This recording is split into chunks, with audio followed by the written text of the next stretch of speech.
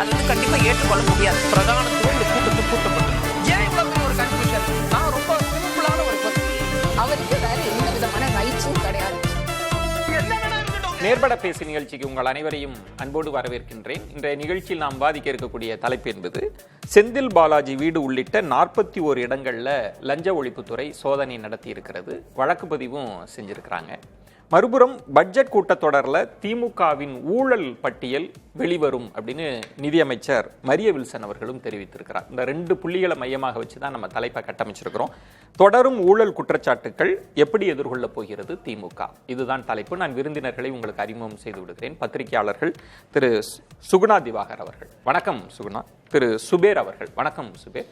நம்மோடு திரு ஷியாம் அவர்கள் இணைந்திருக்கிறார், வணக்கம் ஷியாம். திரு சுவாமிநாதன் அவர்களும் இணைந்திருக்கிறார், வணக்கம் சுவாமிநாதன். ஷியாம், உங்களிடமிருந்தே தொடங்குறேன்.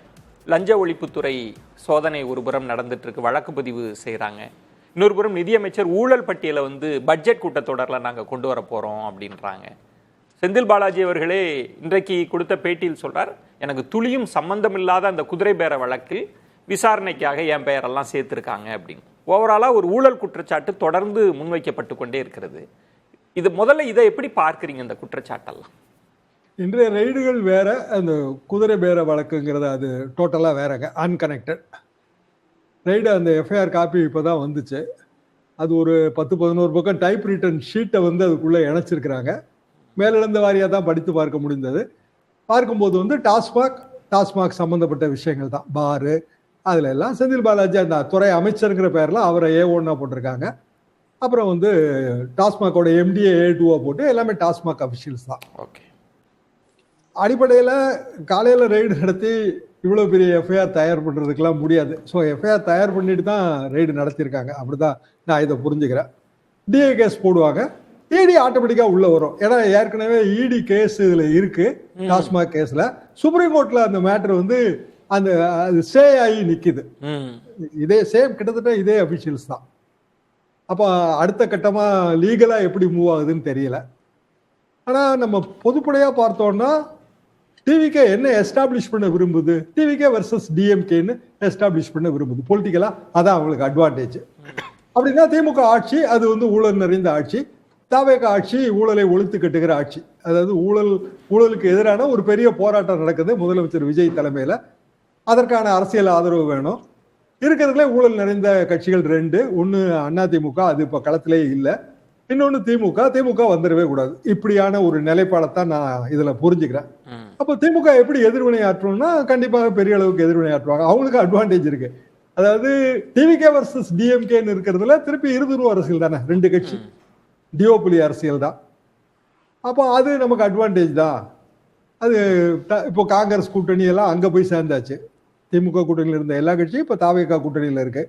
இன்னும் அவர்களுக்குள்ள கூட்டணி நிர்பந்தங்கள் இருக்கு. சிபிஎஸ் சிபிஎம் வேற டியூன்ல பேசுறாங்க. இப்போ மேகடாட்டு இஷ்யூ வருது, அதுல காங்கிரஸ் மீதான குற்றச்சாட்டுகள் வலுப்பெறும். இப்போ வைகோ அவரு வேற துணியில பேசுறாரு. அதனால திமுக கூட்டணியில என்ன முரண்பாடுகள் இருந்ததோ, அரசியல் முரண்பாடுகள் இருந்ததோ, என்ன சமன்பாடுகள் இருந்ததோ, எதெல்லாம் திமுக கூட்டணி வெற்றி பெற முடியாமல் போனதுக்கான காரணிகள்னு எதை நம்ம புரிஞ்சுக்கிறோமோ அது எல்லாத்தையும் இப்ப தாவேகாட்ட தள்ளிவிட்டாச்சு. அப்போ அது திமுகவுக்கு நல்லது தானே. அப்படியான சிந்தனை தான் திமுக இருக்கிறதாக நான் என்னோட பார்வை அதுதான். ஸோ நமக்கு களம் தாவேகா வெர்சஸ் திமுகன்னு அமைஞ்சு போச்சு. இந்த ஊழல் குற்றச்சாட்டுகளை நம்ம எதிர்கொண்டுடலாம் அப்படின்னு. இப்போ நம்ம பழைய காலங்கள் அப்படி மெல்ல புரட்டி பார்த்தா இந்த ஊழல் குற்றச்சாட்டுகள் அப்படின்றது வந்துட்டே இருந்தது. ஸ்பெசிஃபிக்காக ஒரு கேஸ் இருக்கும், அதுக்கான டீட்டெயில்ஸ் இருக்கும், அறிக்கையில் இந்த ஊழல்லாம் இருக்கும் அப்படின்னு. ஆனால் இந்த ஆட்சி வந்ததிலிருந்து தொடர்ந்து சொல்லிட்டே இருக்கிறாங்க, ஊழல் இருக்கு, தோண்ட ஊழலா வருது, பார்ட்டி ஃபண்டு அப்படிலாம் நிறைய சொல்றாங்க. ஆனால் ஃபிக்ஸ் பண்ண மாதிரி தெரியல. இங்கே இது நடந்தது, இதுதான் ஆதாரம்னு சொன்ன மாதிரி தெரியல. இப்போ ஊழல் பட்டியலை நாங்கள் வெளியிட போறோம்னு நிதியமைச்சர் சொல்றாரு. கொஞ்சம் முன்னகர்ந்து டாஸ்மாக்னு வந்திருக்காங்கன்னா இதெல்லாம் நெருக்கடியா மாறாதா? ஸ்பெசிஃபிக்கா போறாங்கன்னு புரிஞ்சுக்கிறதா? எப்படி இதை பார்க்கறது? பொதுப்படையான குற்றச்சாட்டுகள் தான். இப்போ டாஸ்மாக்னு நீங்க எடுத்தீங்கன்னா, டாஸ்மாக்ல இப்போ கார்பரேஷன் முனிசிபாலிட்டி லெவல்ல அதை தனியாருக்கு விட போறதா தான் பேச்சு அடிபடுதுங்க. இன்னைக்கு ஆங்கில பத்திரிகைகள் அது குறித்த விரிவான செய்தியும் வெளிவந்திருக்கு. அப்போ கிட்டத்தட்ட ஒரு 23 வருஷ பாலிசியை மாத்துறாங்க. இதே மாதிரியான ஒரு பாலிசியை மாத்தி தான் டெல்லியில ஆம் ஆத்மி பார்ட்டியோட கவர்மெண்ட் பிரச்சனைக்கு உள்ளானது. அப்போ நீங்க தனியார் மயமாக்கும் போது எங்க காலத்துல இருந்து நாங்க பார்க்கும்போது 1970 கலைஞர் வந்து மதுவிலக்கை ஒத்தி போடுகிறோம்னு சொன்ன காலத்துல இருந்து பிறகு 73 மீண்டும் மதுவிலக்கு கொண்டு வந்து இப்படி பல வரலாறுல இந்த தனியார் மதுக்கடை தனியாருக்கான பார் நடத்துற உரிமை இப்ப இதுல வந்து இந்த எஃப்ஐஆர் படிச்சு பார்த்தோம்னா பார் நடத்துறதுல நிறைய முறைகேடுகள்னு சொல்றாங்க. ஓகே. பார் இப்ப எப்படி நடத்துறாங்க? ஒரு கடைக்கு பக்கத்துல அல்லது கடைக்குள்ள இருக்கணும். இதான் இப்ப இருக்கிற கண்டிஷன். இப்ப அதை தளர்த்துறாங்க. கடைக்கு வெளியில வைக்கலாம்னு சொல்றாங்க. கடையே தனியார் மயமாகும் போது மிக இயல்பாக சிண்டிகேட் வந்துடும். அதுல நாங்க எங்க காலத்துல அதை பார்த்ததுதான். ஏலத்தொகை கவர்மெண்ட் நினைக்கிற மாதிரி ஏலத்தொகை கிடைக்காது. வியாபாரிகள் ஒன்னா சேர்ந்து ஒரு அமௌண்ட்ல பிக்ஸ் ஆவாங்க. அது போக மதுக்கடை நடத்துவது வந்து பல கடினங்கள் அதுல இருக்குங்க. அவங்க கடைசியில அரசியல்ல தான் போய் முடிவாங்க. மதுக்கடையோட ஓனர்கள் அது சில நேரங்களில் சில ஜாதிய அமைப்புகளும் அதுல வந்து பெரிய அளவுக்கு டாமினேட் பண்ணும். சாதாரண விஷயம் கிடையாதுங்க. தனியாருக்கு நீங்க போனீங்கன்னா அதுல ஏற்படுற குழப்பங்கள் ரொம்ப ஜாஸ்தி. நீங்க சொல்றதுல ரெண்டு முக்கியமான புள்ளி, எஃப்ஐஆரை தயார் பண்ணிட்டு தான் சோதனைக்கே போயிருப்பாங்க போல இருக்கிறது அப்படின்னு உங்க அனுபவத்திலிருந்து சொல்றீங்க. அடுத்து கிட்டத்தட்ட தனியார் மயமாக்கலை நோக்கி நகர்றதுனால, கண்டிஷனிங் பண்றதுனால திமுக மீது ஒரு குற்றச்சாட்டை வைப்போம், பொதுவா வைப்போன்ற தன்மை தானே? அதுதான் இந்த அரசியல், அதுதான் இருக்கா உள்ளுக்குள்ள? என்ன காரணம்னா, கரூர்ல வந்து இன்றைய முதலமைச்சர் விஜய் அவர்கள் அன்றைக்கு தாவேக தலைவர் பாட்டிலுக்கு 10 ரூபான்னு பாடினாரு. அவங்களோட சைட்ல என்ன சொல்றாங்க, அப்படி பாடின பிறகுதாங்க கரூர்ல கலவரம் எல்லாம் ஏற்பட்டுச்சு, திட்டமிட்ட கலவரம், செந்தில் பாலாஜி தான் அது காரணம். அதான் அவங்க சைட்ல சொல்ற குற்றச்சாட்டு. அப்கோர்ஸ் சிபிஐ என்ன சார்ஜ் ஷீட் நம்ம கொடுக்க போது நமக்கு தெரியாது. அப்போ ஆரம்பத்துல இருந்த இந்த மேட்டர் வந்து தாவேகா தன்னோட லீகல் மேட்டரா தான் எடுத்துட்டு போகுது, பொலிட்டிக்கல் மேட்டராவும் எடுத்துட்டு போகுது. டோட்டலா பாட்டிலுக்கு 10 ரூபா, இன்னைக்கு 10 ரூபா வசூலாகத்தான் செய்யுது, 20 ரூபா வசூலாகத்தான் செய்யுது. இப்ப டாஸ்மாக்ல ஊழல்லாம் ஒழிக்க முடியல, அதை தனியார் மயமாக்க போறோம் அப்படின்னு ஒரு ரீசனிங்கும் அதுல வந்துடும். எல்லா கணக்கும் ஒளிஞ்சிருக்கு, இதுக்குள்ள எல்லா கணக்கும் இதுல ஒளிஞ்சிருக்கு. பட்ஜெட்ல வந்து அதை கொண்டு வர போறாங்கன்னா ரொம்ப பெரிய அளவுக்கு நம்ப தகுந்த வட்டாரங்கள் அப்படித்தான் சொல்லுதுங்க. பேசலாம் ஷாம். சுபேர், ரெண்டு விஷயம். இந்த ஆட்சி வந்ததிலிருந்து மீண்டும் மீண்டும் தேர்தல் பரப்புரையில வந்து ஊழல் சக்தின்னு திமுகவை தான் ஃபிக்ஸ் பண்ணாங்க. ஆனா ஆட்சிக்கு வந்ததிலிருந்து தோண்ட அவங்களே ஒரு டெட்லைன் வச்சுக்கிட்டாங்க, 2017 அப்படின்னு வச்சுட்டு தான் ஊழல் அப்படி முறைகேடுகள்னா. ஆனா பார்த்தா 2021 இருந்து தான் அவங்க பேசுறது. ஆனா ஆதாரங்கள் இல்லாம ரொம்ப மேலெழுந்த வாரியா ஒரு அரசியலுக்காக அப்படி இந்த குற்றச்சாட்டை முன் வைக்கிறாங்களா? அப்படி ஆதாரம் இல்லாமன்னு எப்படி நம்ம சொல்ல முடியும்? இன்னைக்கு வழக்கு பதிவு பண்ணி எஃப்ஐஆர்ல ஒரு பேர் போடப்பட்டிருக்கு, செந்தில் பாலாஜியினுடைய பேரு. 41 இடங்கள்ல 14 மாவட்டங்கள்ல தொடர்ந்து இன்னைக்கு ரைடு நடந்திருக்கு. ஒரு மதுபாலை ஆலையில வந்து இன்னைக்கு முழுவதுமாக வேலைக்கு போன எல்லாத்தையும் நிப்பாட்டிட்டு வெளியே அமைச்சிட்டு காலையில இருந்து ரைடு பண்ணியிருக்காங்க. வழக்கமா நடக்கிறதா காலையில் தொடர்ந்து நடந்திருக்கு. அவர்கிட்டையுமே இன்னைக்கு வாக்குமூலம் வாங்கியிருக்கிறாங்க. கிட்டத்தட்ட 3 மணி நேரத்துக்கு மேல அவர்கிட்டையும் வாக்குமூலம் வாங்கி இன்னைக்கு வழக்கு பதிவு பண்ணப்பட்டிருக்கு. இப்போ செந்தில் பாலாஜி அவர்களை பார்க்குறப்ப இதுக்கு முன்னாடியுமே இருக்கே, 2011-16 அன்னைக்கு திமுகவினுடைய தலைவராக இருந்த முன்னாள் முதலமைச்சர் அவருக்கு எப்படி ஒரு கடுமையான குற்றச்சாட்டை வச்சார். அப்போ திருப்பி அதே அவரை தான் கொண்டு வந்து திருப்பி திமுகவையும் சேர்க்குறாங்க, அமைச்சராக கொடுக்குறாங்க. 2 வருஷம் இருந்தார். அதுக்கு பிறகு அவருக்கு இடி கேஸ் வந்தது, அவர் நெஞ்சு வலி வந்தது, ஆஸ்பத்திரிக்கு போனாருங்கிற கதையெல்லாம் பார்த்தோம். அதற்கு பிறகு இப்போ புதுசாக வந்திருக்க ஆட்சியிலையும் எத்தனையோ அமைச்சர் இருக்கிறாங்க. ஏன் இவர்கிட்ட மட்டும் வருதுன்னா, இவருடைய ஹிஸ்ட்ரி அப்படி ரெக்கார்டு அப்படி இருக்கிறதுனால முதல் விட்டமாக பார்க்குறாங்க. ரெண்டாவது ஹிஸ்ட்ரின்றது ரெண்டு, நீங்க நிரூபிக்கப்பட்ட குற்றச்சாட்டா இல்ல பொலிட்டிக்கலா பவர்ஃபுல்லா இருக்கிறதுனால எல்லாமே இப்போ வந்து விசாரணையில் தான் இருக்கு. நீங்க எந்த அரசியல் இல்ல, பழைய ஹிஸ்டரின்றது சொல்றேன், எல்லாமே விசாரணையில் இருக்க வழக்குகள் தான். இப்போ என்னன்னா, டாஸ்மார்க்ல பணம் அதிகமாக புழங்குதுங்கிற ஒரு குற்றச்சாட்டு ரொம்ப நாளா மாறி மாறி சொல்றாங்க. ஏன்னா கவர்மெண்ட் நேரடியாக 2003 அரசாங்கத்தினுடைய கண்ட்ரோல்ல இருந்த டாஸ்மாக், பிரைவேட் இருந்த டாஸ்மார்க் வந்து 2003 கவர்மெண்ட்டே நடத்துறாங்க சில்லறை விற்பனையை. அப்ப என்ன சொல்றாங்க அப்படின்னா, அப்ப திமுக வந்து எதிர்த்தது, கவர்மெண்ட்டே இது சாரா வைக்கலாமான்னு கடுமையாக எதிர்த்தாங்க. அதுக்கு 2006 வந்தது, அதை கண்டினியூ பண்ணாங்க. 30,000 ஸ்டாஃப் இருக்கிறாங்க இது வரைக்கும். அது நேரடி வருமானம் வருதுங்கிறாங்க, சில இடங்களில் அதை லீக்கேஜ் இருக்குங்கிறாங்க. மாறி மாறி குற்றச்சாட்டுகள் இருக்கு. பெரும் முறைகேடுகள் டாஸ்மார்க்கில் நடக்கிறதுக்கு வாய்ப்பு இருக்கு. ஏன்னா அந்த பார்ட்டி ஃபண்ட், கட்சி நீதிக்கான பெரும் தொகை டாஸ்மார்க் நிறுவனங்களிடமிருந்து, டாஸ்மார்க்கு சரக்கு சப்ளை பண்ணக்கூடிய நிறுவனத்திடமிருந்து நேரடியாக போகுது. கிட்டத்தட்ட 3,500 கோடி ரூபாய் அப்படின்னு சொல்றாங்க. எல்லாம் சொல்லப்படுற வழக்கு தான், நம்ம உறுதி இல்ல, வழக்கு சொல்லப்படுற வழக்கு தான். அதே போல இவர் மின்சாரத்துறை அமைச்சராக இருக்கிற பொழுது டிரான்ஸ்ஃபார்மர் வாங்கினதுல ஒரு 350 கோடி ரூபாய்க்கு மேல ஊழல்ங்கிற வழக்கும் சொல்லப்படுது. இதெல்லாம் விசாரணையில் அவருடைய டீம் இருக்கிறாங்க, லீகல் டீம் இருக்கிறாங்க. அவர் அது குற்றச்சாட்டு பொய்யான குற்றச்சாட்டா இருந்தா நிரூபிச்சுட்டு வரப்போறாரு. இப்போ அந்த மாதிரியான பெரும் குற்றச்சாட்டுகள் ஒரு துறையிலிருந்து வருது. அப்படிங்கிறப்ப அந்த துறையினுடைய அமைச்சராக இருக்கிறதுனால இவர் மட்டும் கிடையாது. ரெண்டு விஷயம் இதை நம்ம சட்ட நிபுணர்கள் பார்க்க போறாங்க. நீங்க சொல்ற மாதிரி நீதிமன்றம் என்ன முடிவு எடுக்குதுன்றது ஒண்ணு. தெளிவா ஷியாம் அவர்கள் சொன்ன மாதிரி திமுக வெர்சஸ் தாவேகா அப்படி ஃபிக்ஸ் பண்ணிக்குவோம். அவங்க டெட்லைன் வச்சது 2017. முதல்வர் பேசினது 2017 இருந்தே பெரிய முறைகேடுன்னு. ஆனா அவங்க ஃபிக்ஸ் பண்ணிட்டது 2021 to 26. இது ஒரு அரசியல் பேட்டில் நடக்குதா, ஒரு யுத்தம் நடக்குது, அதுல இந்த குற்றச்சாட்டு அப்படி சொன்னீங்கன்னா அது பழிவாங்கும் நடவடிக்கை மாறிடும். அப்படிதானே போயிடும். அப்படி நீங்க பிராண்ட் பண்ணாலே இவர் மீது குற்றச்சாட்டே இல்ல, இவர் மீது தவறே இல்ல, இது முழுக்க முழுக்க இது ஒரு போலியான சோடிக்கப்பட்ட திமுக அரசினுடைய பழிவாங்கும் நடவடிக்கைங்கிறதா இதுக்கு அர்த்தம். தாவேகா அரசினுடைய இதுதான் அர்த்தம். அது அப்படிதான் போற மாதிரி அப்படித்தான் பிராண்ட் பண்ணப்படுதுங்க. ஓகே, அப்படித்தான் சொல்லப்படுது, அப்படித்தான் பிராண்ட் பண்ணப்படுது. ஊழல் வழக்குல குற்றச்சாட்டை இது பண்றாங்க. 97, 96 காலகட்டங்கள் தெரியும். அந்த ஆட்சி இறங்கினோடனே அன்னைக்கு ஏறக்குறைய எல்லா அமைச்சர் மீது வழக்கு இருந்தது. பல பேர் இதாகவும் கன்விக்ஷனாகவும் ஆனாங்க. அந்த வழக்கெல்லாம் பார்த்தோம். அதே மாதிரி இந்த அரசாங்கம் ஒரு மோட்டோவோட வருது. கிளீன் ஃப்ரீ கவர்மெண்ட், லஞ்சத்தை ஒழிக்க போறோம், ஊழல் ஒழிக்க போறோம்னு ஒரு முன்னெடுப்பு நடத்துறாங்க. அது முதல் துறையாக டாஸ்மார்க்ல கை வச்சிருக்காங்க. டாஸ்மார்க்ல பெருமளவு முறைகேடு நடந்திருக்கு அப்படின்னா அவங்க ஒரு இது வருது சட்டமன்றத்திலே. இப்ப இன்றைக்கு திரு செந்தில் பாலாஜி அவர்கள் சொன்னது இதே இடியும் இதுக்குள்ள வந்துதான் இன்னும் அது ரொம்ப வசதியா போயிடும். அங்க சுப்ரீம் கோர்ட்ல இந்த வழக்குமே இப்ப டிவிஎஸ்சி ஃபைல் பண்ணாலுமே வழக்கு இடி ஆட்டோமேட்டிக்கா உள்ள வந்துடும். இந்த வழக்குலயும் ஏன்னா நீங்க 99 லட்சத்துக்கு மேல போனா ஆட்டோமேட்டிக்கா வந்துருமே. இவங்க வழக்கு பதிவு பண்ணாலும் இடி உள்ள வரப்போகுது. அவங்க அடுத்து என்ன பண்ண போறாங்கிறது தெரியல. பட்ஜெட் கூட்டத்தொடர்லையும் ஊழல் பட்டியல் கண்டிப்பாக வெளியிட போறோம் அப்படின்னு நிதியமைச்சர் சொல்லியிருக்கிறாரு. வரக்கூடிய காலங்களில் தான் யார் யார் இதுல சம்பந்தப்பட்டிருக்கிறாங்கன்னு இப்ப செந்தில் பாலாஜி அவர்கள் மட்டும் கிடையாது, அந்த டாஸ்மார்க் சம்பந்தப்பட்ட சில ஊழியர்கள் மீதுமே குற்றச்சாட்டு சொல்லப்பட்டிருக்கு. இப்ப அப்படிங்கும் போது நம்ம இதை போற போக்குல கடந்து போவோம். நீங்க சொன்ன மாதிரி 2017 இருந்து 2026 வரைக்கும் எல்லாத்தையும் தோண்ட தான் போறாங்க. இப்ப முதல் கட்டமாக இந்த விஷயம்ங்கிறது கண்ணுக்கு இப்ப உடனே நடந்த சம்பவமா இருக்கலாம் அப்படிங்கிறதுனால அதை எடுத்திருக்காங்க. வரக்கூடிய இப்ப நீங்க சொன்ன மாதிரி சட்டமன்றத்துல நிதியமைச்சர் யார் யார் பேரை சொல்ல போறாங்க அப்படின்றது பார்ட்டி ஃபண்ட் அங்க ஆரம்பிக்கப்பட்டதுக்கு பிறகுதான் இங்க நிக்குதுங்க. அப்போ அவர்களுக்கு சந்தேக பார்வை சில பேர் மேல இருக்கு. இல்ல அதுல ரெண்டு விஷயம். நீங்க அரசியல் குற்றச்சாட்டா முன்வைப்பது என்பது வேறு. இப்ப சட்டமன்றத்துல பேசுறப்ப நீங்க டாக்குமெண்டா பேசணும். ஏன்னா பொதுக்கூட்டங்கள்ல பேசுறதுக்கும் இது இப்ப பார்ட்டி ஃபண்ட் அப்படின்னா அதுக்கான தரவுகள் என்ன, அதுக்கான அரசு தரப்பு என்னென்ன ஆவணங்கள் கிடைச்சிருக்கு அப்படின்னு இன்னும் அதை நோக்கி நகரல. இனிமேல் தான் நகர. எதிர்கட்சி அங்கேயே கேள்வி கேட்டிருக்கலாமே. ஒருவேளை இந்த சட்டமன்ற கேட்டாங்க, இல்ல இந்த சட்டமன்ற கூட்டத்தொடர்ல கேட்பாங்க. ஏன்னா அன்னைக்கு கேக்குறாங்க, விளக்கத்தை கொடுப்பாங்க. அதுக்கு தான் அந்த ரெக்கார்டு நீங்க போட்டிருக்கோம் இல்லையா, பாருங்கன்னு காப்பாங்க. இந்த இது அதுக்கு பயன்படும் அப்படின்னு பயன்படும். சுகுணா எப்படி பாக்குறீங்க தொடர்ச்சியான ஊழல் குற்றச்சாட்டு? இப்ப பேர் சொன்ன மாதிரி அவங்க திரும்பவும் அதிமுக நோக்கி நகர்றாங்களா, 2017 வரைக்கும் நகர்றாங்களான்னு தெரியல.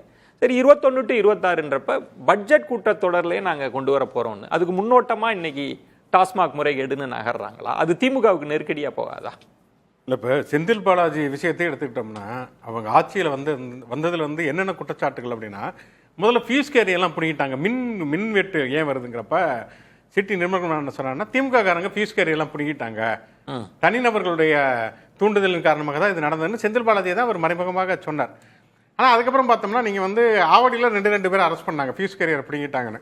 அதுக்கப்புறம் எங்கேயுமே யாரும் ஃபீஸ் கேரியர் பிடிக்கிற மாதிரியான கைது செய்யப்படல, எந்த விதமான குற்றச்சாட்டுகள் எதுவுமே இல்லை. இப்போ பாட்டிலுக்கு 10 ரூபா அப்படின்னு சொல்லி விஜய் பாட்டு பண்ணார் இல்லையா? அப்போ பாட்டிலுக்கு 10 ரூபான்னு என்னன்னா, பாட்டிலுக்கு 10 ரூபா வாங்குவது என்பது ஊழல். அது செந்தில் பாலாஜிக்கு போகிறது அல்லது அன்னைக்கு இருந்த திமுக தலைமைக்கு போனது அப்படின்னு குற்றச்சாட்டா சொன்னாங்க. அதுக்கப்புறமேல என்ன சொன்னாங்கன்னா, ஒரு டாஸ்மாக் மதுவிலக்குத்துறை அமைச்சர் விக்னேஷ் என்ன சொன்னார்னா, இந்த 10 ரூபா அவங்க வாங்குறது நிர்வாக செலவு. இந்த சரக்கு இறக்குறப்ப பாட்டில் உடஞ்சிரும் அல்லது மின் கட்டணம் அல்லது வாடகைங்கிறது ரொம்ப கம்மியான தொகை அரசு தரும், அதை ஈடுகட்டுறதுக்காக வாங்குறாங்க அப்படின்னு சொல்லிட்டு அது சில டாஸ்மாக் ஊழியர்களை சஸ்பெண்ட் பண்ணப்ப அவங்க பெரிய அளவில் போராட்டம் நடத்துனாங்க. அதுக்கப்புறம் 25% சம்பள உயர்வு அப்படின்னு அறிவிச்சிட்டாங்க. அப்போ என்ன அப்போ அந்த பாட்டிலுக்கு 10 ரூபா வாங்குறது ஊழலா அல்லது நிர்வாக செலவா? 25% சம்பள உயர்வு நீங்க அறிவிச்சிட்டீங்கன்னா என்ன அர்த்தம்னா, ஊழியர்களுக்கு சம்பளம் பத்தல, அதனால இந்த 10 ரூபாய் எடுத்துட்டு வசூல் பண்ணி அவங்க எடுக்கிறாங்க அப்படின்னு சொன்னாங்க. அது என்னன்னா இப்ப 25% சம்பள உயர்வு கொடுத்துறாங்களா, இவங்களும் கிட்டத்தட்ட அது ஊழல் இல்லைன்னு ஒத்துக்கிற மாதிரி ஆகுது. இதே மாதிரி நீங்க தஞ்சாவூர்ல போய் பேசுறப்ப விஜய் என்ன சொன்னார்னா, தேர்தல் பிரச்சாரத்துக்கு முன்னால இந்த மூட்டைக்கு 40 ரூபா வாங்குறாங்க, லோடுமேன் வாங்குறது 40 ரூபா வாங்குறாங்கன்னாரு. இது ரொம்ப சாதாரண அட்ஜஸ்ட்மெண்ட். இப்போ நீங்க ஒரு ஊபரோ ஓலவோ புக் பண்றீங்கன்னு வச்சுங்களேன், 70 ரூபா அப்படின்னு காட்டுதுன்னா நீங்க 100 ரூபா கொடுங்க சார் நாங்கள் வருவோம் அப்படின்னு சொல்லுவாங்க. உங்களுக்கு உண்மையே ரொம்ப அவசரமா இருக்கா நீங்க 100 ரூபா கொடுத்து போயிருவீங்க. இல்லைன்னா நீங்க வந்து அதை ஷியாம் சாருக்கு தெரியும், காவிரி டெல்டாவில் நெல் கொள்முதல் நிலையங்கள்ல எல்லாம் நீங்க மழை காலங்கள்ல எல்லாம் கொடுத்தாதான் நடக்கும். இதெல்லாம் பல காலமா இருந்த விஷயம் தான். இப்ப வந்து இப்போ அமைச்சர் போயிருக்காரு, இவர் தான் போயிருக்காரு நினைக்கிறேன், வெங்கட்ரமணன் யாரோ போனப்ப 55 ரூபா வாங்குறாங்க. அப்ப 40 ரூபாய் ஒரு பெரிய ஊழல் விஜய் பேசினாரு. இப்ப வந்து மூட்டைக்கு 55 ரூபா வாங்குறாங்க. 2 விஷயம் நடந்திருக்குல்ல இப்ப சுகுநாத். இப்ப சுபேர் அவர்கள் சொன்ன மாதிரி டாஸ்மாக் முறைகேடுன்னு நகர்ந்து ஒரு எஃப்ஐஆர் போட்டாச்சு. நாளைக்கு சட்டமன்ற கூட்டத்தொடரில் சொல்லலான்றது ஒன்று.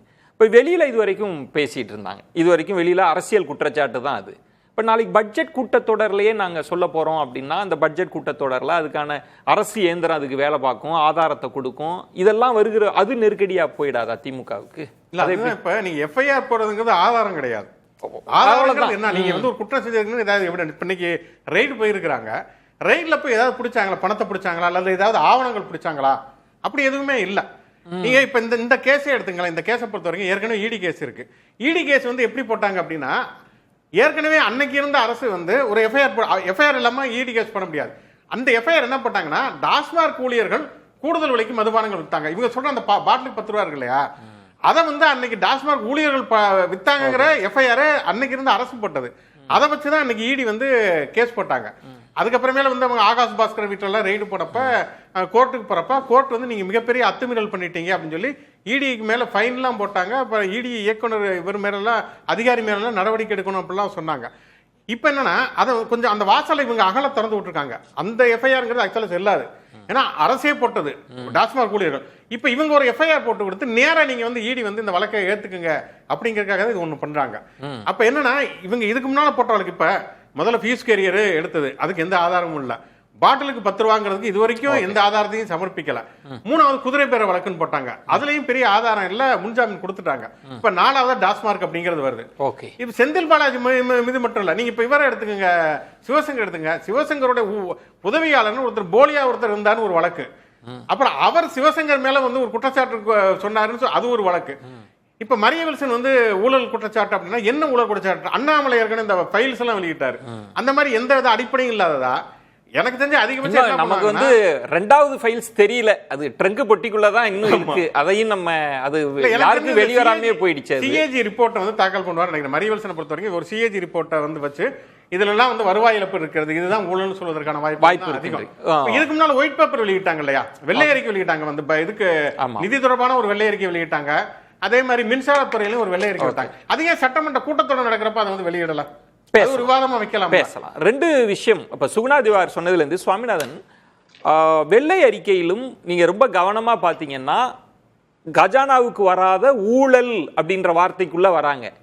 ஆனா அதை ஸ்பெசிபிக்கா சொல்லல, எங்க ஊழல் நடந்தது, எந்த துறையில நடந்தது, யாரு செஞ்சா சொல்லல. மின்சார வாரியம் மின்சாரத்துறையிலும் வெள்ளை அறிக்கை வெளியிட்டாங்க, திரும்பவும் ஊழல் அப்படின்ற இடத்துக்கு தான் நகர்ந்தாங்க. ஸ்பெசிபிக்கா எதுவுமே இல்லை. அதை தான் ஷியாம் அவர்கள் சொன்ன மாதிரி ஒரு பொத்தாம் பொதுவான ஒரு பொலிட்டிக்கல் ரெட்டாரிக்கா திமுகனா ஊழலுங்க அப்படின்னு சொல்ல வருவதற்கு வராங்களா?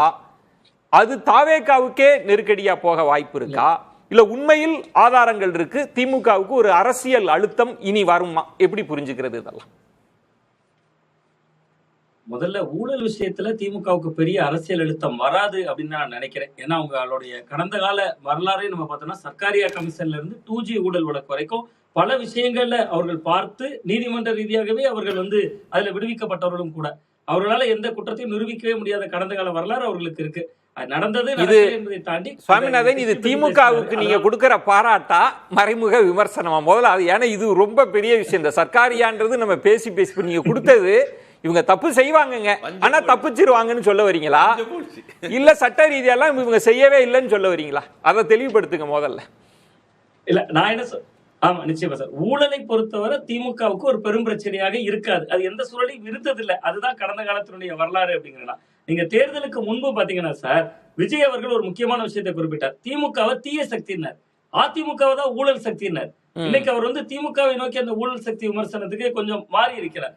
நான் என்ன பாக்குறேன்னா, கிட்டத்தட்ட ஒரு ஆட்சி 5 ஆண்டுகள் இருக்கிற போது அந்த 2 திராவிட கட்சிகளையும் கடந்த காலங்கள்ல யாரு இருந்தாலும் அது பார்ட்டி ஃபண்டோ எந்த முறைகளோ ஏதோ ஒன்று இருக்கதான் செய்யும். ஏன்னா அவர்களும் செலவு செய்து ஏதோ ஒரு வகையில ஆட்சி அதிகாரத்துக்கு வந்தவர்கள், மக்களுக்கு வாக்குகளுக்காக இருக்கலாம், மக்களுக்கு நலத்திட்டங்கள் வழியாகவும் சொல்றேன். அரசியலமைப்பு கட்சியாக செயல்படுகிற பொழுதே சேவைகள் நிறைய செஞ்சிருப்பாங்க.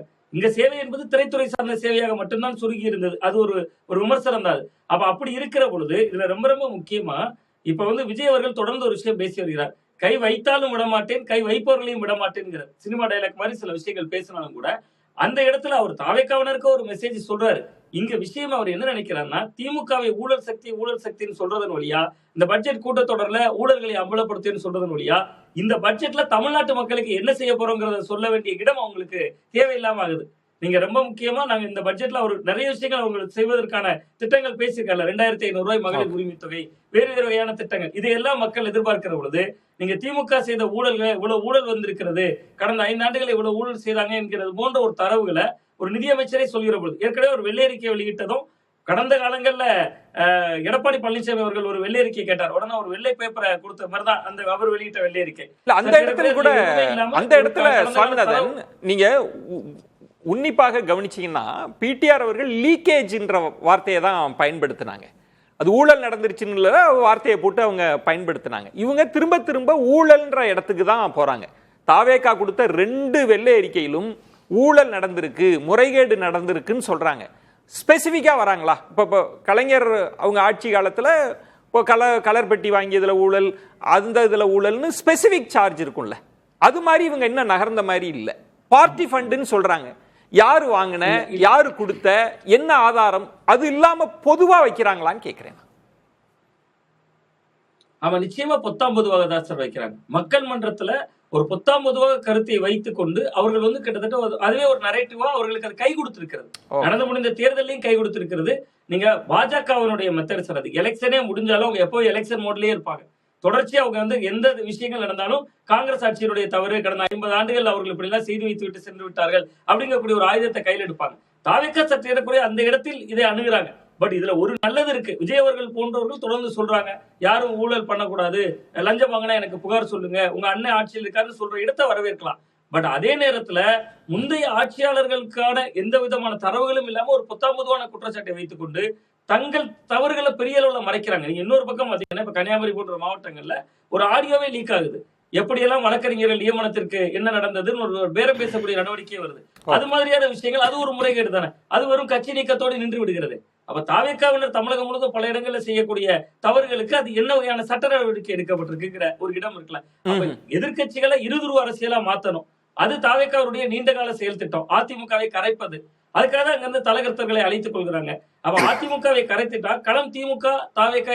நீங்க சொல்றதுல சுவாமிநாதன் அவர்களுக்கு பெரும்பான்மை, நீங்க சொன்ன இடம் தான், ஷாம் அவர்கள் தொட்ட இடத்தை தான் நீங்களும் சொல்றீங்க. திமுக தாவேக்கான்னு களத்தை கட்டமைக்கணும் அப்படின்னு. ஆனா நீங்க முன்பு சொன்ன மாதிரி ஊழல் சக்தின்னு சொன்னா அதிமுகவை அதுல இருந்து விட்டுட்டாங்க. திமுகவை ஊழல் சக்தி அப்படின்னு நிறுவ முயற்சிக்கிறாங்களா, அப்படி சொல்ல வராங்களா? அப்படி ஆமா, நிச்சயமா சார், நிச்சயமா. அது ஏன் அதிமுகவை விட்டுட்டாங்கன்னா, அதிமுகவில் இருக்கிறவர்களுக்கு வர வேண்டி இருக்கு, இன்னும் தேவை அவர்களுக்கு இருக்கு. வேற யாராவது வர்றாங்களா, இன்னும் சட்டமன்ற உறுப்பினர்கள் வர வேண்டி இருக்கான்னு அவர்கள் எதிர்பார்க்கலாம். நீங்க அப்படி அவர்கள் ஊழல் என்கிற ஒரு விமர்சனத்தை முன்வைத்தால் வழக்குகள் இருக்கிறவங்கள தானே அதிமுக எம்எல்ஏக்களை சேர்த்திருக்காரு. இன்னைக்கு தாவேக்காவில் சேர்ந்திருக்கக்கூடிய கிட்டத்தட்ட அங்க கரூர் விஜயபாஸ்கர் அவர்களாக இருக்கலாம், அல்லது விராலிமலை விஜயபாஸ்கர் அவர்களாக இருக்கலாம். 2 பேர் மீதும் வழக்கல் நிலுவையில் இருக்கு. 2மே ஊழல் வழக்குகள் தானே. ஒருவேளை குட்கா வழக்காக இருக்கலாம், நில மோசடி வழக்குகளாக இருக்கலாம். இது போன்ற வழக்கில் இருக்கிறவர்களை சேர்த்துக் கொள்றாங்க. அப்ப ஊழலுக்கான தேர்தலுக்கு முன்புதான் ஊழல் சக்தி அதிமுக.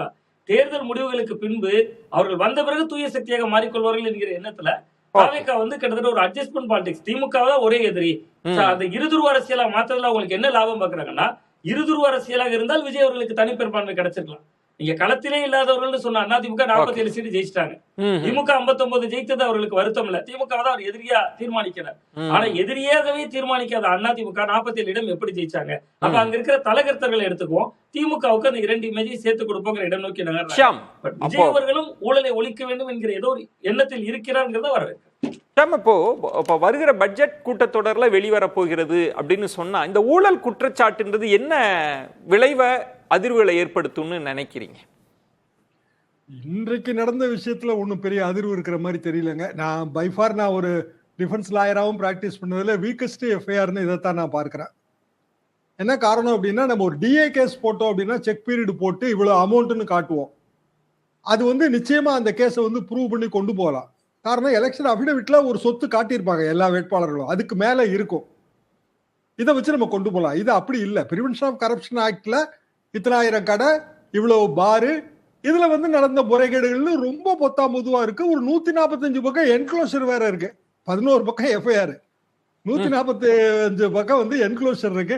என்க்ளோஷர்ல என்னென்ன இருக்குன்னு நமக்கு தெரியாது. ஆக ஒட்டுமொத்தத்துல ரொம்ப அவசரமா பட்ஜெட் கூட்டத்தோடு தொடங்குது. அதுக்கு முன்னாடி டாஸ்மாக் நிர்வாகத்துல பெரிய மாறுதல் செய்ய போறோம், தனியாருக்கு விட போறோம். இது எல்லாத்துக்கும் வந்து மக்களை தயார்படுத்துகிற ஒரு எஃப்ஐஆர். அப்படித்தான் நான் இதை உண்மையிலே ஊழல் பட்டியல் வெளியிட போறோம் நிதியமைச்சர் சொல்றது என்ன ஷியாம்? அது ஊழல் பட்டியல் அப்படி பொத்தாம் போது அவரு சட்டமன்றத்துல வெளியிட முடியாதுங்க. இவர் சொல்ற மாதிரி ஒரு சிஏஜி ரிப்போர்ட் அப்படி ஏதாவது சுட்டி காட்டலாமே தவிர, ஊழல் ஊழல்னா அது ஒரு டிஏ கேஸா இருக்கணும், இல்லைன்னா ஒரு பிரிவென்ஷன் கரப்ஷன் ஆக்ட் கேஸா இருக்கணும், ஏதோ ஒன்று அப்படித்தானே இருக்கணும். எஃப்ஐஆர் இல்லாம ஊழல் பட்டியல் சொன்னா அது பொலிட்டிக்கல் தானே. அப்ப திருப்பி சட்டமன்றம் தான் அதுல குழம்பும். சட்டமன்றத்துல எதிர்வாதங்கள் வரும், சட்டமன்றத்துல வந்து விவாதங்கள் வந்து சரியா நடைபெறாது. பாராளுமன்றத்துல என்ன அமளி ஏற்படுதோ அது நம்ம சட்டமன்றத்துல ஏற்படும். அதற்குதான் பயன்படுன்றீங்க இந்த குற்றச்சாட்டுகள்லாம். ஆமா, பொத்தாம் பொதுவா நீங்க சட்டமன்றத்துல ஒரு ஊழல் குற்றச்சாட்டு இல்ல பட்டியல் வாசிங்க அப்படின்னா அது வந்து அந்த பிரச்சனையை நோக்கி தான் போகும். நம்ம பாராளுமன்றம் எப்படி இருக்கோ அந்த நிலைமைக்கு நம்ம சட்டமன்றம் வந்துரும். பட்ஜெட் வந்து அப்படி செய்யறது நல்லது இல்ல. தாவேக அரசுக்கு இது முதல் பட்ஜெட், மக்கள்கிட்ட நிறைய எதிர்பார்ப்புகள் இருக்கும், எல்லாத்தையும் நிறைவேற்ற முடியும்னு கூட நான் சொல்லல. ஆனா கொஞ்சமாவது அவங்க நிறைவேற்றணுங்கிற ஒரு கட்டாயம் இருக்குல்ல, அவங்களுக்கு அரசியல் கட்டாயம் இருக்குல்ல. அப்ப வெறுமனே திமுக ஊழல் சக்தின்னு சொல்லி அந்த அரசியல் கட்டாயத்துல இருந்து அவங்க தேர்தல் வாக்குறுதியில இருந்து எப்படி நீங்க சொல்றதுல முக்கியமா கவனிக்க வேண்டிய விஷயம், இப்ப பட்ஜெட் கூட்டத்தொடர் போன்ற முக்கியமான கூட்டத்தொடர்கள்ல வெளியில் இருந்த கேஸ் சம்பந்தமான கூட உரையாடல் வந்திருக்கு. நீங்க பழிவாங்க நடவடிக்கையோடு போட்டிருக்கீங்கன்னு, அதுக்கு நீதிமன்றத்துல உங்களுக்கு தண்டனை கிடைக்கும்னு. ஆனா இதன் தன்மை என்னன்னா, நாங்க பட்ஜெட் கூட்டத்தொடர்லயே ஊழல் பட்டியலை வெளியிட போறோம் அப்படின்றதுதான் முக்கியமா நம்ம கவனிக்க. பட்டியல் வெளியிட முடியாதுங்க. இந்த எஃப்ஐஆர் பத்தி வேணா பேசலாம். ஏன்னா அவங்க பிஜே கோர்ட்டுக்கு அனுப்பியிருக்காங்க, மேட்டர் அனுப்பியிருக்காங்க. பிஜே கோர்ட்ல வந்து நிலுவையில் இருக்கு, பேசலாம். அப்பவும் அப்ஜெக்ஷன் வரும். என்னன்னா கோர்ட்ல நிலுவையில் இருக்க மேட்டர் பேசக்கூடாதுங்கிற அப்ஜெக்ஷன் வரும். எது எப்படி இருந்தாலும் பட்ஜெட் கூட்டத்தொடர் ஆனால் பறக்கும். ஆனால் டாஸ்மாகை தனியாருக்கு விடுவது அந்த முடிவை எடுத்தாங்கன்னா அடுத்த கட்ட பிரச்சனைகள் கண்டிப்பாக வரும். இந்த எஃப்ஐஆர்ல இது இடியில கேஸ் பெண்டிங் இருக்குன்னு வேற காட்டியிருக்காங்க. சுபேர், இது ஒரு வகையில் தாவேக்கு அதை சரியா கையாளல அப்படின்னா அவங்களுக்கே அது நெருக்கடியா போயிடாதா? நீங்க அதிமுக என்ன இப்ப நல்ல தூய சக்தியான்ற கேள்வி வரும். நீங்க பழிவாங்கும் நடவடிக்கைக்காக அவசரமா இதெல்லாம் செஞ்சிருக்கீங்கன்னு அந்த ஆபத்தும் தாவேக்காவுக்கு இருக்குல்ல. அதெல்லாம் தெரியாமையா இன்னைக்கு ரைட் பண்ணிருக்க போறாங்க, அதெல்லாம் தெரியாம வழக்கு பதிவு பண்ணிருக்க போறாங்க, அதெல்லாம் தெரியாமையா நிதியமைச்சர் பேசிருக்க போறாரு. நிதியமைச்சர் வந்து குற்றச்சாட்டா வைக்காம ஒரு செய்தியா சொல்லலாம் சட்டமன்றத்துல, இந்த துறைகள் எல்லாம் லீக்கேஜ் நடந்திருக்கு, ஊழல் நடந்திருக்கு, நாங்க விசாரணை நடத்திக்கிட்டு இருக்கிறோம் அப்படின்னு மேலோட்டமா சொல்லாமே ஒழிய, நீங்க இவர் சியாம் சார் சொன்ன மாதிரி அதை வந்து வழக்கு நிலுவையில் இருக்கிறப்ப அதை இல்ல, அது அப்ப நீங்க மேம்போக்கா சொல்றீங்கன்னா நீங்க அதை பொலிட்டிக்கலா அதை ஃபைட் பண்ணணும், லீகலா ஃபைட் பண்ண, இத நீங்க அரசியலுக்கு பயன்படுத்துறது தானே. அது இந்த துறைகள் எல்லாம் நடந்திருக்கு, நாங்க விசாரணை பண்ணிட்டு இருக்கோங்கிற மாதிரி ஒரு செய்தியா சொல்லலாம். இந்த துறைகள் எல்லாம் முறைகேடுகள் நடந்திருக்கு, நாங்க இப்பதான் கண்டுபிடிச்சிட்டு இருக்கிறோம், அது மாதிரியான மேலோட்டமான விஷயமா சொல்லலாம். இப்ப ஏற்கனவே பார்ட்டி ஃபண்ட் நடந்திருக்குன்னு சொன்னாங்க, பார்ட்டி ஃபண்ட் வாங்கியிருக்கிறாங்க பெருமளவுல அப்படின்னு சொன்னதனுடைய நீட்சி தான் இன்னைக்கு ரைடு பண்ணப்பட்டு வழக்கு பதிவு பண்ணப்பட்டிருக்கு. அப்ப அதை நோக்கி போலாம். இன்னும் 60 நாள் தான் இருக்கு, 70 நாள் ஆக போகுது. அப்படிங்கும் போது இப்பதான் புதிதாக வந்திருக்க ஆட்கள், புதிய கவர்மெண்ட் அப்படிங்கும் போது இதுல எங்கெங்க லீக்கேஜஸ் இருக்கு முதல்ல சரி பண்ணும். வருமானத்துக்கான வழிமுறைகள் என்ன செய்வோம், அது வேற இல்ல, அது வருவாயை பெருக்குவது வேற, திமுக ஊழல் செஞ்சிருச்சுன்றது வேற. இல்ல, அது அங்க கட் பண்ணா தானே உங்களுக்கு நேரடியாக இங்க வரும். இப்ப அவங்க என்ன சொல்றாங்கன்னா, கவர்மெண்ட்டுக்கு வரக்கூடிய பணத்தில் நிறைய லீக்கேஜஸ் இருக்கு, அதை சரி பண்ணணுங்கிறாங்க. அந்த வெள்ளை அறிக்கை ஒயிட் பேப்பர்ல கொடுத்தது கூட அதான், லீக்கேஜஸ் இல்லாம கவர்மெண்ட்டுக்கு வரக்கூடிய வருவாயை கொண்டு வரணுங்கிறாங்க. அப்ப இதுக்கு முன்னாடி எங்கெங்க லீக்கேஜஸ் இருக்கு, அந்த லீக்கேஜஸ் யார் பண்ணிருக்கிறாங்கன்னு அங்க போய் தொட்டீங்கன்னா அந்த அரசாங்கத்துக்கு முன்னாடி இருந்த அரசாங்கத்தில் இருக்கக்கூடிய அவசியம் அதுதான். அந்த இடத்தில் நீங்க ஆதாரம், இப்ப பார்ட்டி ஃபண்டுக்கே அன்னைக்கே எதிர்கட்சி தலைவர் கேட்டாங்க, முதல்வர் பேசுறப்போ நீங்க யாரு பார்ட்டி ஃபண்ட் வாங்கின, யாரு கொடுத்த ஆதாரத்தை கொடுங்கன்றப்ப முதல்வர் கொடுக்கல. இல்ல, அன்னைக்கு அவங்க இல்ல, வெளிநடப்பு பண்ணிட்டாங்க. அன்னைக்கு வெளிநடப்பு பண்ணாலும் அவர் பேசலாமே. இல்ல, அன்னைக்கு அவங்க இல்ல, அவர் இல்லன்னாலுமே பேசலாமே. அது இப்ப இதுவரை இன்னை வரைக்கும் கொடுக்கல. ஒருவேளை இந்த எஃப்ஐஆர்ல அது இருக்கா என்னங்கிறது தெரியல. இல்ல, அதுல எனக்கு இருக்கிற மாதிரி தெரியல. ஷியாம் தான் சொல்லணும், பார்ட்டி ஃபண்ட்ன்றது இதுக்குள்ள இருக்கா ஷியாம்? நீங்க பாருங்க, அதாவது டாஸ்மாகோட 1000 கடைகள், 1000 இப்பதான் வந்திருக்கு, அது முழுசா படிக்கல. இல்ல, 11 பக்கம் நான் படிச்சிட்டேங்க, என்க்ளோஷர் அதுல இல்ல. 11 பக்கத்துல அப்படியான குற்றச்சாட்டுகள், பார்ட்டி ஃபண்ட் எல்லாம் இல்ல. செந்தில் பாலாஜி துறை அமைச்சர், செந்தில் பாலாஜியோட ஃபார்மர் பிஏ, அப்புறம் வந்து டாஸ்மாகோட எம்டி, டாஸ்மாகோட பல்வேறு ஊழியர்கள், இவங்க சம்பந்தப்பட்டதா இடி மேட்டரையும் உள்ள கொண்டு வந்திருக்காங்க. உள்ள கொண்டு வந்து சுகுணா, இப்போ ரெண்டு விஷயம். இப்போ தொடர் ஊழல் குற்றச்சாட்டுகள்ல ஒரு ஆளுகிற அரசு, புதிதா வந்திருக்கிற அரசு திரும்ப திரும்ப சொல்வதுன்றது திமுகவுக்கு நெருக்கடியா போகாதா? திரும்ப ஊழல் நடந்திருக்கு, கஜானாவுக்கு வரல, அங்க வாங்கிட்டாங்க, பார்ட்டி ஃபண்ட் வாங்கிட்டாங்க, திரும்ப திரும்ப சொல்வது திமுகவுக்கு நெருக்கடியா மாறாதா? இதுல ரெண்டு விஷயம் சொல்றேன். ஒன்று, சுபேர் சொன்னது வந்து பார்ட்டி ஃபண்டை பத்தி அவர் சொல்லல. ஆதாரம் ஏன் கொடுக்கலன்னா அவங்க வெளிநடப்பு பண்ணிட்டாங்கன்னாரு. ஆக்சுவலாக அவங்க முதல்ல வெளிநடப்பு பண்ணல. பார்ட்டி ஃபண்டுன்னு விஜய் பேசுறப்ப உதயநிதி ஸ்டாலின் எந்திரிச்சு எந்த பார்ட்டி ஃபண்ட் கேட்டாரு. ஆதவர்ஜனா உடனே நாங்க இந்த பார்ட்டின்னு சொல்லலையே, நீங்க ஏன் வந்து அது கோவப்படுறீங்க அப்படின்னாரு. அப்ப எந்த பார்ட்டி நீங்க சொல்லுங்கன்னாரு. சொல்லல. அப்ப வந்து உள்ளதான் இருந்தாங்க, வெளிநடப்புலாம் பண்ணல. சரி, வெளிநடப்பு பண்ண பிறகு பல விஷயங்கள் பேசினாரு, பல சினிமா டைலாக்கள் பேசின விஜய் ஆதாரம் தானே அவர் சொல்லியிருந்திருக்கணும், சொல்லல. ரெண்டாவது, சுவாமிநாதன் சொன்ன விஷயம் தான் ஆக்சுவலாக நீங்கள் கேட்ட கேள்விக்கான பதில். என்னன்னா, இப்போ சர்க்காரியா கமிஷன்ல இருந்து 2G வரைக்கும் திமுக மீது எந்த ஊழல் குற்றச்சாட்டு நிரூபிக்கப்படல. ஆனால் அதே நேரத்தில் அந்த ஊழல் குற்றச்சாட்டுன்னு ஒன்று இருக்கு இல்லையா, அது திமுக பயங்கரமாக டேமேஜ் பண்ணியிருக்கு. சர்க்காரியா கமிஷன்ல இருந்து 2G வரைக்கும். ஆனால் நீங்கள் ஏடிஎம்கே எடுத்து பாருங்களேன். நீங்கள் ஏடிஎம்கேல வந்து 2014 ஜெயலலிதா வந்து சொத்து குவிப்பு வழக்கில் வந்து குற்றவாளினே தீர்ப்பு வந்துருச்சு. குன்காவுடைய வழக்கு, குன்காவுடைய தீர்ப்பு. ஆனால் 2016 தேர்தலில் வந்து ஜெயலலிதா ஜெயிச்சிட்டாங்க. 2014 அவங்க வந்து குற்றவாளியும் கன்விக்ட் ஆனாலும் கூட 2014 ஏடிஎம்கே ஜெயிச்சிருச்சு. டிஎம்கே எங்க நீங்க கன்விக்ட் பண்ணாலும் நீங்க குற்றச்சாட்டு சொன்னாலே வந்து நீ டிஎம்கே வந்து மேல டேமேஜ் உண்டாக்கிற முடியும் அப்படிங்கிறது கடந்த கால வரலாறு. இது இன்னைக்கு தாவேக்கா எடுத்திருக்கு. தாவேக்கா வந்து தொடர்ச்சியாக தான் பண்ணிட்டு இருக்காங்க. விஜய் என்ன சொல்றாரு சட்டமன்றத்தில், 2017 இருந்து நிர்வாகத்தில் வந்து ஓட்டை இருக்குதுன்னா 2017 இருந்து யார் அமைச்சராக இருந்தா? செங்கோட்டையன் அமைச்சராக இருந்தாரு, கடம்பூர் ராஜா அமைச்சராக இருந்தாரு, 2 விஜயபாஸ்கர் அமைச்சராக இருந்தாங்க, எம்சி சம்பத் அமைச்சராக இருந்தாரு. அவங்க எல்லாமே தாவேக்கால இருக்காங்க. அப்ப நீங்க வந்து ஒரு ஆடிட்டர் ரிப்போர்ட்டிங் கொடுக்கறதா இருந்தாலும், அல்லது ஒரு நிர்வாக சீர்கேடு ஓட்டை அப்படின்னு நீங்க சொல்றதா இருந்தாலும், அது பார்ட்டி ஃபண்ட் நீங்க பேசினாலும் நீங்க 2017 இருந்து அதை பேசணும். 2017 இருந்து என்ன பார்ட்டி ஃபண்ட் வந்திருக்குலாம் பேசணும். அப்ப தங்கமணில இருந்து நீங்க ஆரம்பிக்கணும். டாஸ்மார்க்கில் நீங்க வந்து பார்ட்டி ஃபண்ட்னா தங்கமணில இருந்து ஆரம்பிக்கணும். இப்ப இது என்னன்னா, ஒன்னு வந்து தாவேக்கு அதை செய்வது, தொடர்ச்சியாக செய்வதோட நோக்கம் என்னன்னா, ஒன்னு திமுக மீது தொடர்ச்சியாக வந்து ஒரு குற்றச்சாட்டுகளை முன்வைப்பதன் மூலமாக திமுக ஊழல் சக்தின்னு வந்து ஒரு பிராண்ட் பண்றது ஒண்ணு. இன்னொன்னு, இவங்க மேல இருக்கக்கூடிய குற்றச்சாட்டுகள் இருக்கு இல்லையா, இப்ப நீங்க தூய சக்தின்னு சொல்லிட்டு விஜயபாஸ்கர் இப்ப ஏன் கொண்டு வரீங்கிறப்ப இதை தீர்ப்பது. மூணாவது என்னன்னா, டைவர்ஷன் தொடர்ச்சியா நடக்குது. இப்ப தாவேகாவை பொறுத்த வரைக்கும் பிஜேபி எதிர்ப்புங்கிற நிலைப்பாட்டுல ரொம்ப பலவீனமா இருக்காங்க. நீங்க பாத்தீங்கன்னா வைகோ ஒரு புத்தக வெளியீட்டுகளாக கூப்பிடுறாரு டெல்லிக்கு, அதுக்கு விஜய் போக மாட்டேங்கிறாரு. ஏன்னா இந்தியா கூட்டணி தலைவர்கள் இருப்பாங்க. பாத்தீங்களா, கூட்டணி வைகோ அவர்கள் நீங்க வர வேண்டாம்னு சொல்றீங்களா? போகக்கூடிய விஜய் டெல்லிக்கு வந்து போக மாட்டான். இன்னைக்கு வந்து உதயநிதியும் வீரபாண்டியனும் ஒரு புத்தக வெளியீட்டு வந்து 2 பேருமே கூட்டணியிலே இல்லாதவங்க வந்து பங்கு பெறாங்க. விஜய் வந்து போறதுக்கு தயாரா இல்ல. அப்போ சுகுணா திவார் சொல்ற மாதிரி இந்த ஊழல் குற்றச்சாட்டுகள் ஒவ்வொன்னா அப்படி பேசுறதுன்றது திசை திருப்புற அரசியல் தானே அது? அதுவும் பட்ஜெட் கூட்டத்தொடர்ல வெளியிடுவோம்னா ஷியாம் அவர்கள் சொன்ன மாதிரி அதுவே காரசாரமா வெளிநடப்பு அது இருக்கும் அப்படின்னா ஃபோக்கஸ் பாயிண்ட் மிஸ் ஆயிடும். அப்போ திசை திருப்பு அரசியலுக்கு தான் இதை பேச ஆரம்பிக்கிறாங்களா? இன்னொன்னு ஒரே ஒரு நிமிஷம் சொல்லுறேன். நீட் எதிர்ப்பு போராட்டத்துல அதிகமா தாக்குதல் கொண்டாது வந்து இடதுசாரிகள், மாணவர் அமைப்பு தான். அதெல்லாம் கண்டிப்பா அவங்க சட்டமன்றத்தில் கேள்விகள் எழுப்புவாங்க. சார் அதான் சார், இப்ப சுகராஜ் சார் சொன்ன மாதிரி நீட்டுங்கிற விவகாரத்தை எடுத்துக்கிட்டீங்கன்னா, ராகுல் காந்தி அவர்கள் கைது செய்யப்பட்டதை கண்டிக்கிறார். அதே கோரிக்கைக்காக போராடக்கூடிய தமிழ்நாட்டுல மாணவர்கள் கைது செய்யப்படுறாங்க. அப்ப இது போன்ற பல முரண்கள் இருக்கு. அப்ப அந்த முரண்கள் எல்லாம் மக்கள் மன்றத்துல கிட்டத்தட்ட திமுக அப்படிங்கக்கூடிய ஒற்றை புள்ளியில கொண்டு வந்து நிறுத்துறது. இது பாஜகவினுடைய பாணி. அதுதான் நான் முதல் சுற்றுல இருந்தேன். பாஜக எது நடந்தாலுமே கடந்த கால காங்கிரஸ் தான் காரணம்னு சொன்னது போன்ற ஒரு ஸ்டாண்ட் எடுக்கிறாங்க. பட் விஜய் அவர்கள் உண்மையிலே தூய ஆட்சியை கொடுக்கணும்னு நினைக்கிறார். அது எண்ணத்துல வெளிப்படுது. அவர் சொல்கிறார், தொடர்ச்சியா பேசுகிற பொழுதே அவர் பல்வேறு வடிவங்கள் அதை வெளிக்காட்டுறார். ஆனா அது எல்லாவற்றையும் அவரே வந்து ஒரு நல்ல ஆட்டத்தை கெடுத்துக் கொள்வதை போல பலவீனமான ஒரு பழிவாங்கும் அரசியல் அப்படிங்கக்கூடிய ஒற்றை புள்ளிக்குள்ள போய் சேர்றாங்க.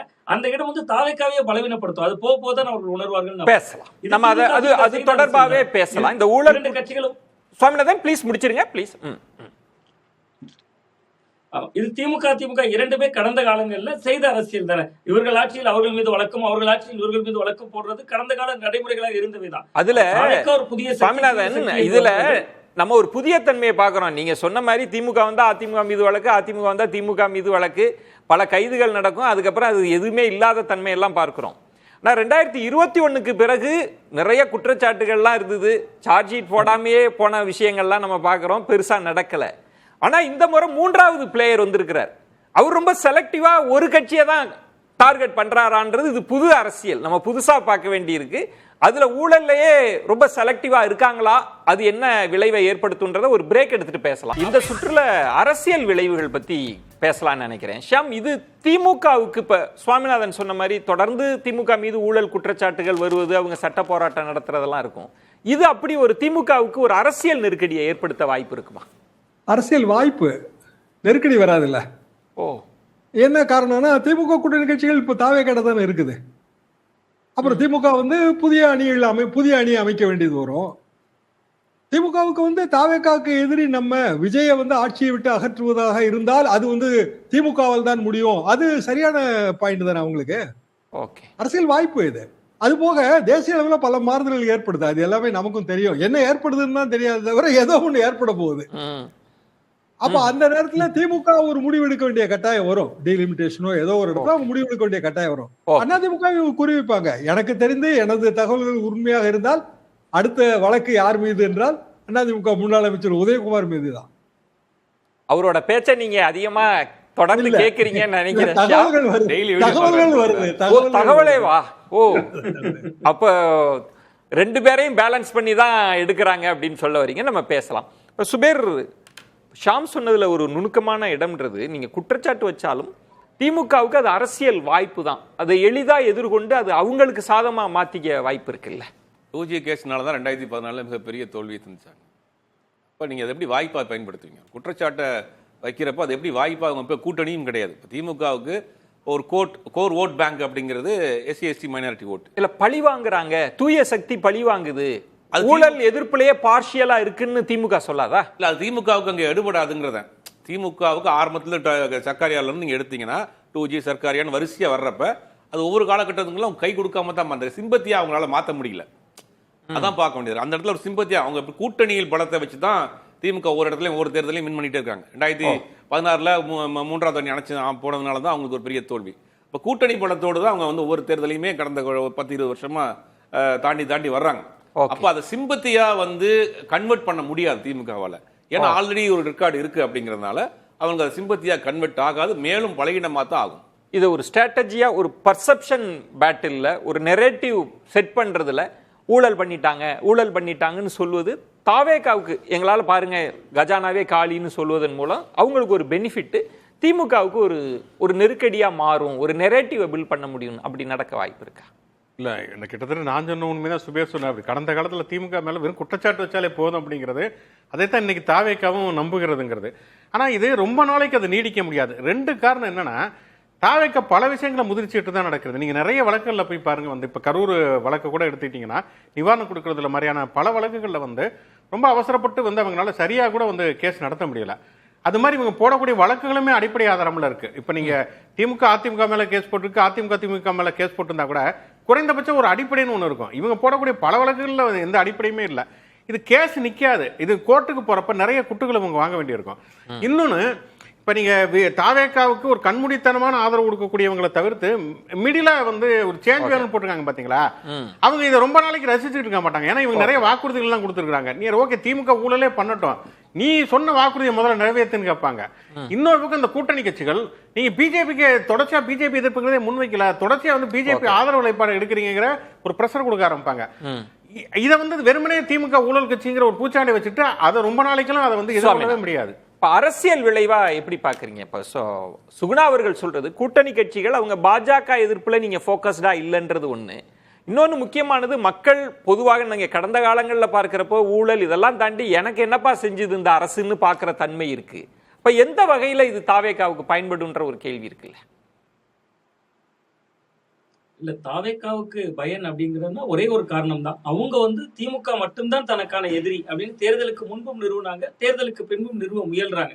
இதன் பின்னாடி பாஜகவை ஏன் எதிர்க்கல அப்படிங்கிற கேள்விக்கும் ஒரு முற்றுப்புள்ளி வைக்கிறாங்கல்ல. நீங்க மத்தியில பாஜகவுக்கு பதில் சொல்லுங்க, பாஜகவை ஏன் பொருட்படுத்த மாட்டீங்க? நாங்க தமிழ்நாட்டுல திமுகவோட சண்டை போடுறதுல பிஸியா இருக்காங்க. அவ கிட்டத்தட்ட அப்படியான ஒரு கட்டமைப்பை அவர்கள் உருவாக்கி வைக்கிறதுனால தாவேக்காவுக்கு இதுல லாபம் இருக்கு. ஆனா ஊழல் என்கிற ஒரு ஒற்றை புள்ளியில மட்டும் திமுகவை பலவீனப்படுத்தி விட முடியாது. மக்கள் என்ன நினைப்பாங்கன்னா, யார் என்ன ஊழல் செய்தாலும் மக்களுக்கான நலத்திட்டங்கள் என்ன நடக்குது. அப்ப விஜய் அரசுக்கு ரெண்டு சவால் இருக்கு. ஒன்று, திமுக மீதான ஊழல் குற்றச்சாட்டை சொல்கிற பொழுதே தாவேக்கா அரசு ஊழல் இல்லாம 5 ஆண்டுகள் கொண்டு போகணும். இப்ப 70 நாள் தான் இருக்கு. இன்னும் 5 ஆண்டுகளே அவர் ஊழல் இல்லாமல் கொண்டு போக வேண்டிய ஒரு நெருக்கடியும் அவருக்கு இருக்கு. திமுகவே நாளைக்கு வந்து இந்த அரசுல இந்த திட்டங்கள்ல ஊழல் நடந்திருக்கு, அந்த திட்டங்கள்ல ஊழல் நடந்திருக்கு 2 பிரஸ் மீட் வச்சுட்டாங்கன்னா அதுக்கு விளக்கம் சொல்றதுக்கு கூடுதல் மெனக்கட வேண்டிய தேவை வந்துடும் தாவேகாவுக்கு. ஒன்று. ரெண்டாவது, மிக முக்கியமா இப்படியான குற்றச்சாட்டுகள் ஒரு பக்கம் வைத்திருக்கக்கூடிய சூழல்லையே தாவேகாவை பொறுத்தவரை ஒரு பக்கம் குற்றச்சாட்டுகள் இல்லாமலும் பார்த்துக் கொள்ள வேண்டியிருக்கு, மக்களையும் திருப்தியாக நடத்த வேண்டியிருக்கு. ரெண்டு இருந்துச்சுன்னா திமுகவை பலவீனப்படுத்தும், இல்லைன்னா வெறும் குற்றச்சாட்டுகளாக மட்டும்தான் இருக்கும். பழிக்கு பழிவாங்கல் அரசியல் தான் திமுக அனுதாப அரசியலை செய்வதற்கு இது வாய்ப்பாக தான் அமையும். நிறைவு சுற்று சுபேர் எல்லாம் சுருக்கமா சம்ம பண்ணலாம். இனி அரசியல் காட்சிகள் எப்படி அடுத்து அரங்கேறும்னு யோசிக்கிறீங்க? தாவேகா தேர்தலுக்கு முன்னாடியே ஃபிக்ஸ் பண்ணிட்டாங்க டிஎம்கே விஸ் டிவிகே அப்படின்னு. அது வின் பண்ணிட்டாங்க. இப்போ அவங்க அதை நோக்கி தான் போகிறாங்க. தமிழ்நாட்டில் இருதுருவ அரசியல் தான், அதிமுக இடத்தையும் நாங்கள் ஃபில் பண்ணுறோம், அப்படி தான் அவங்களுடைய அரசியல் கணக்கு. அதை நோக்கி தான் போகிறாங்க. போகிற காலமும் அப்படி தான் இருக்கும். அதில் இந்த ஊழல்ன்றத தொடர்ந்து அவங்க ஹைலைட் பண்ணுறாங்க. எப்படி அதிமுக ஆட்சிக்கு வர்றப்ப திமுக மீது வழக்கு போட்டுச்சோ, திமுக வர்றப்ப அதிமுக மீது மாறி மாறி வழக்குகள் போட்டாங்களோ, அது மாதிரி இந்த ஆட்சியில் பழைய ஊழல்களை தோன்றாங்க. சுகுணாதிவா, இப்போ இருதுருவ அரசியல் அப்படின்னு கொண்டு வந்துட்டா அது ஒருவேளை திமுகவுக்கு சாதகம் தான். ஏன்னா கடந்த காலங்களில் பார்த்தீங்கன்னா இந்த 5 வருஷம் திமுகவும் அடுத்த 5 வருஷம் அதிமுகவும் அப்படிங்கிற மாதிரியான வாய்ப்புகளும் தொடர்ச்சியாக இருந்திருக்குதுங்கிறப்ப இந்த தடவை தாவேகா ஆட்சின்னா அடுத்த தடவை திமுக ஆட்சிங்கிற ஒரு இதுக்கு போக முடியும். நீங்கள் ட்ரைபோலார் பாலிடிக்ஸுங்கிறப்ப தான் இப்போ 2026 சட்டமன்ற தேர்தல் மாதிரி குழப்பங்கள் வருவதற்கான வாய்ப்புகள் இருக்கிறது. ஆனால் இதை பொறுத்த வரைக்கும் தாவேகா பொறுத்த வரைக்கும் இவங்களுக்கு வந்து வெறுமனே திமுக மீது குற்றம் சுமத்துக்கிட்டு நீண்ட நாள் இருக்க முடியாது. ஒன்று, இவங்க தேர்தல் வாக்குறுதிகள் கொடுப்பது, இன்னொன்று எதிர்க்கட்சிகள் வந்து பாஜக எதிர்ப்பு அப்படிங்கிற ஒரு விஷயம் மீது வைக்கக்கூடிய அழுத்தம். இதை எப்படி இவங்க பண்ண போறாங்க? அடுத்து வந்து இவங்க அந்த அதிமுக எம்எல்ஏக்களை இழுத்தது, இடைத்தேர்தல், குதிரை பேர வழக்கு, இப்படி எக்கச்சக்கமான பிரச்சனைகள் இருக்குது. அந்த பிரச்சனைகள் எப்படி மீண்டு வர்றாங்கிறதுமே பெரிய கேள்வி. இன்னொன்னு, நம்ம அந்த சோசியல் மீடியா ரீல்ஸ் காலம் வந்துருச்சு. நீங்க எதுக்கும் பெரிய ஆதாரங்கள் தேவையில்லை, நம்ம அதையும் சேர்த்து தான் இனி அரசியல்ல பேச வேண்டியிருக்கு. ஒரு ரீல்ஸ் போச்சுன்னா அது போய் சேர்ந்துரும், அதுக்கு யாரு பதில் சொல்ல போறாங்கன்னு. அதையும் சேர்த்தே சுவாமிநாதன் எப்படி பாக்குறீங்க? இனி காட்சிகள் எப்படி போகும்? இல்ல சார், ஆமா, நிச்சயமா ரீல்ஸ் கலாச்சாரம் இன்னைக்கு எந்த அளவுக்கு முக்கியத்துவம் வந்திருக்குன்னா, பிரதமர் மோடி அவர்களே நள்ளிரவுல ரீல்ஸ் வெளியிட வேண்டிய தேவை இருக்கு. 10 லட்சம் ஃபாலோவர்ஸ் கூட்டிட்டாங்கன்னு அடுத்த நாளே பெருமைப்பட்டுக் கொள்ளக்கூடிய அளவுக்கு இன்னைக்கு ரீல்ஸ் கலாச்சாரம் தலை தூக்கி இருக்கு. இப்படியான காலகட்டத்துக்குள்ள இருந்தாலும் இருதுருவ அரசியல் அப்படின்னு போனா, சூனானே கருத்துல அதுல மட்டும் நான் மாறுபடுறேன். இருதுருவ அரசியல் அப்படின்னு போச்சுன்னா நிச்சயம் தாவேகாவுக்கு தான் அதுல லாபம். அதே தான் அவர்கள் விரும்புறாங்க. டிஎம்கேயா டிவிகேயா அப்படின்னு கேட்கறதன் மூலமா தன்னுடைய ரசிகர்களை ஒரு அணியில திரட்டுறதுக்கு அவருக்கு வாய்ப்பு அமைஞ்சிரும். களம் இதே மாதிரி பலமுனை போட்டியாக இருந்தால்தான் வந்து கிட்டத்தட்ட அல்லது 3 முனை போட்டியாக இருந்தால் அது தாவேகாவுக்கு பலவீனம். ஏன்னா இந்த 35% என்பது திடீரென எழுந்தாலே அதை அப்படியே தக்க வைக்கணும்னு நினைக்கிறாங்க. அதுக்கு அதிமுகவை கரைப்பது, திமுகவை விவாதத்திற்குள்ளாக்குவது, இதுதான் அவருடைய இலக்கு. நிறைய ஊழல் குற்றச்சாட்டு பரஸ்பரமா வச்சிட்டு இருக்காங்க. சுபேர் சொன்ன மாதிரி அதிமுக இடத்துல இருந்து இப்ப தாவேகா வைக்குதுன்னு, வாட் நெக்ஸ்ட்? எப்படி களம் நகரும்னு நினைக்கிறீங்க? படச்சுருள் பாலிடிக்ஸ், ரீல்ஸ் பாலிடிக்ஸ்ங்கிறது படச்சுருள் பாலிடிக்ஸ் நான் எடுத்துக்கிறேன். Visual politics or in other words. தாவேகாவுக்கான பிரச்சனை என்ன வரும்னா, காங்கிரஸ் அமைச்சரவை தான். இப்போ சிவகுமார் என்னங்க சொல்றாரு, வாங்க விஜய் வாங்க, கர்நாடகாவில் வறட்சி பாதித்த பகுதிகளை எல்லாம் நாங்கள் சுற்றி காட்டுறோம் பாருங்க, தண்ணி மட்டும் கொடுக்க முடியாதுன்றாரு. சிவகுமார் நம்ம இங்க கூப்பிட்டு வாங்க தஞ்சாவூருக்கு வாங்க பாருங்க அங்க என்ன நிலைமையில இருக்குன்னு, தண்ணி கொடுங்க அப்படின்னு கேட்ட என்ன பயன் இருக்கு? அப்ப விஜய் பெங்களூர் போறதுனால என்ன சாதிக்க போறாரு? இப்படியான பல பிரச்சனைகள் காங்கிரஸ் மந்திரி சபையில இருக்கும்போது வரத்தான் செய்யும். அதை எப்படி சமாளிக்க போறாங்க தாவேகா? இந்த ஏற்கனவே இருக்கிற சிபிஐ, சிபிஎம், விசிக இவங்களை எப்படி சமாளிக்க போறாங்க? இதை வைத்துதான் எதிர்கால அரசியல் இருக்குன்னு நான் நினைக்கிறேன். பொறுத்திருந்து பார்க்கலாம். விருந்தினர்களுக்கு என்னுடைய நெஞ்சம் நிறைந்த நன்றிகளை தெரிவித்துக் கொள்கிறேன். மற்றொரு தலைப்புல சந்திக்கலாம். நன்றி, வணக்கம். அது கண்டிப்பா ஏற்றுக்கொள்ள முடியாது. பிரதான கூட்டப்பட்டு